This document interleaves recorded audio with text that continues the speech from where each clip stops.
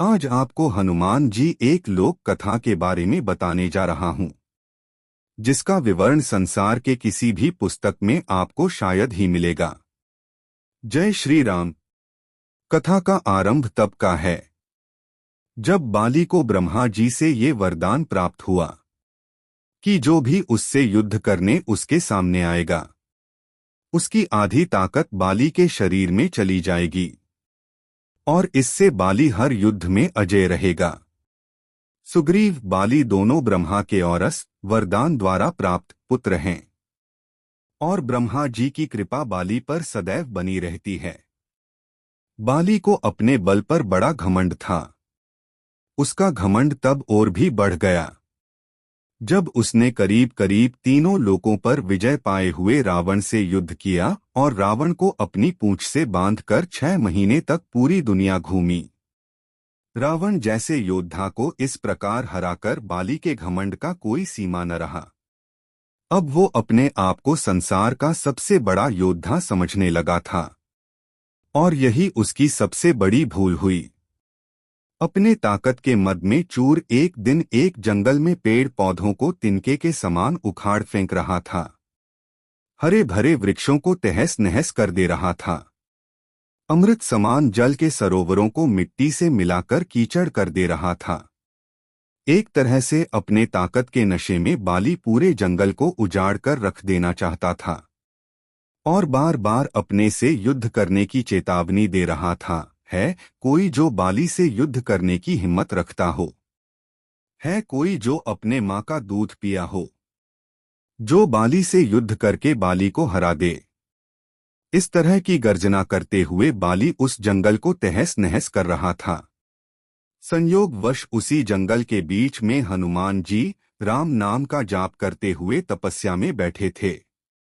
बाली की इस हरकत से हनुमान जी को राम नाम का जप करने में विघ्न लगा और हनुमान जी बाली के सामने जाकर बोले, हे वीरों के वीर, हे ब्रह्म अंश, हे राजकुमार बाली। तब बाली किष्किंधा के युवराज थे। क्यों इस शांत जंगल को अपने बल की बलि दे रहे हो? हरे भरे पेड़ों को उखाड़ फेंक रहे हो? फलों से लदे वृक्षों को मसल दे रहे हो? अमृत समान सरोवरों को दूषित मलिन मिट्टी से मिलाकर उन्हें नष्ट कर रहे हो? इससे तुम्हें क्या मिलेगा? तुम्हारे औरस पिता ब्रह्मा के वरदान स्वरूप कोई तुम्हें युद्ध में नहीं हरा सकता, क्योंकि जो कोई तुमसे युद्ध करने आएगा उसकी आधी शक्ति तुम में समाहित हो जाएगी। इसलिए हे कपि राजकुमार, अपने बल के घमंड को शांत कर और राम नाम का जाप कर। इससे तेरे मन में अपने बल का भान नहीं होगा और राम नाम का जाप करने से ये लोक और परलोक दोनों ही सुधर जाएंगे। इतना सुनते ही बाली अपने बल के मद चूर हनुमान जी से बोला, ए तुच्छ वानर, तू हमें शिक्षा दे रहा है राजकुमार बाली को, जिसने विश्व के सभी योद्धाओं को धूल चटाई है और जिसके एक हुंकार से बड़ा पर्वत भी खंड खंड हो जाता है। जा तुच्छ वानर, जा और तू ही भक्ति कर अपने राम वाम के।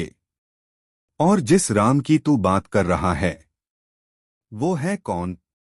और केवल तू ही जानता है राम के बारे में। मैंने आज तक किसी के मुंह से ये नाम नहीं सुना और तू मुझे राम नाम जपने की शिक्षा दे रहा है। हनुमान जी ने कहा, प्रभु श्री राम तीनों लोकों के स्वामी हैं। उनकी महिमा अपरंपार है। ये वो सागर है जिसकी एक बूंद भी जिसे मिले वो भवसागर को पार कर जाए। बाली इतना ही महान है, राम तो बुला जरा, मैं भी तो देखूं कितना बल है उसकी भुजाओं में।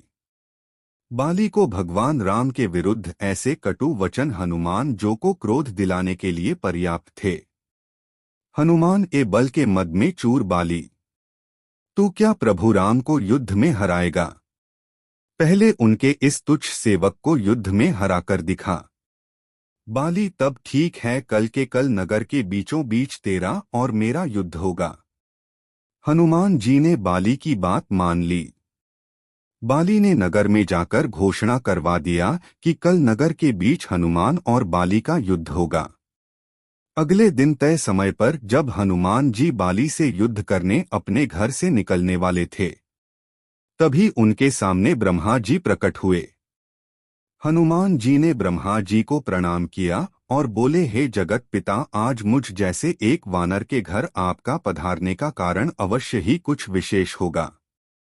ब्रह्मा जी बोले, हे अंजनी सुत, हे शिवांश, हे पवन पुत्र, हे राम भक्त हनुमान, मेरे पुत्र बाली को उसकी उद्दंडता के लिए क्षमा कर दो और युद्ध के लिए न जाओ।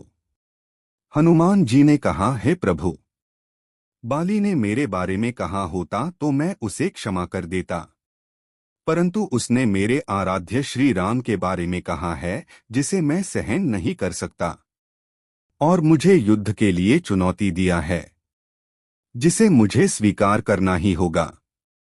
अन्यथा सारी विश्व में ये बात कही जाएगी कि हनुमान कायर है, जो ललकारने पर युद्ध करने इसलिए नहीं जाता है क्योंकि एक बलवान योद्धा उसे ललकार रहा है। तब कुछ सोचकर ब्रह्मा जी ने कहा, ठीक है हनुमान जी, पर आप अपने साथ अपनी समस्त शक्तियों को साथ न लेकर जाएं, केवल 10वां भाग का बल लेकर जाएं। बाकी बल को योग द्वारा अपने आराध्य के चरणों में रख दे। युद्ध से आने के उपरांत फिर से उन्हें ग्रहण कर लें। हनुमान जी ने ब्रह्मा जी का मान रखते हुए वैसे ही किया और बाली से युद्ध करने घर से निकले।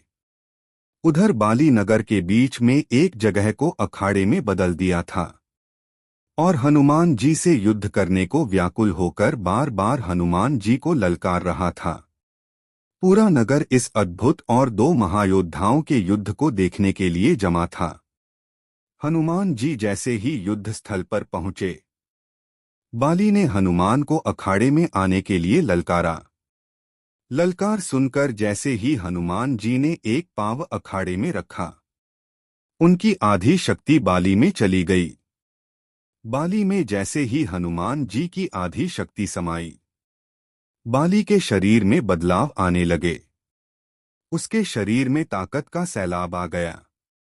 बाली का शरीर बल के प्रभाव में फूलने लगा। उसके शरीर फटकर खून निकलने लगा। बाली को कुछ समझ नहीं आ रहा था।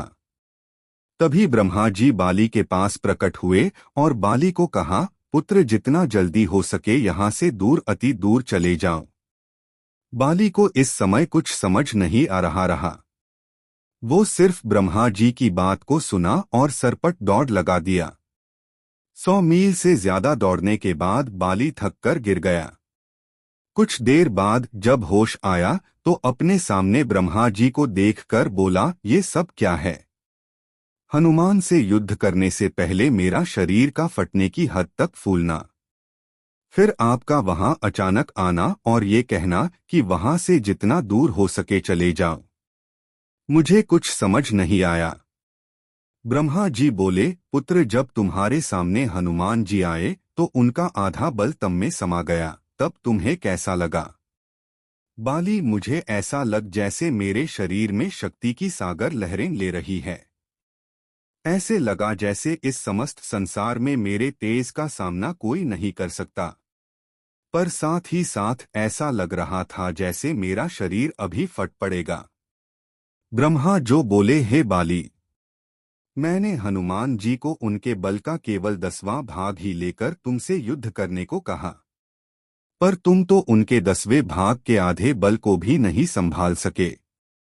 सोचो, यदि हनुमान जी अपने समस्त बल के साथ तुमसे युद्ध करने आते तो उनके आधे बल से तुम उसी समय फट जाते जब वो तुमसे युद्ध करने को घर से निकलते। इतना सुनकर बाली पसीना पसीना हो गया और कुछ देर सोचकर बोला, प्रभु, यदि हनुमान जी के पास इतनी शक्तियां हैं तो वो इसका उपयोग कहाँ करेंगे? ब्रह्मा, हनुमान जी कभी भी अपने पूरे बल का प्रयोग नहीं कर पाएंगे, क्योंकि ये पूरी सृष्टि भी उनके बल के 10वें भाग को नहीं सह सकती।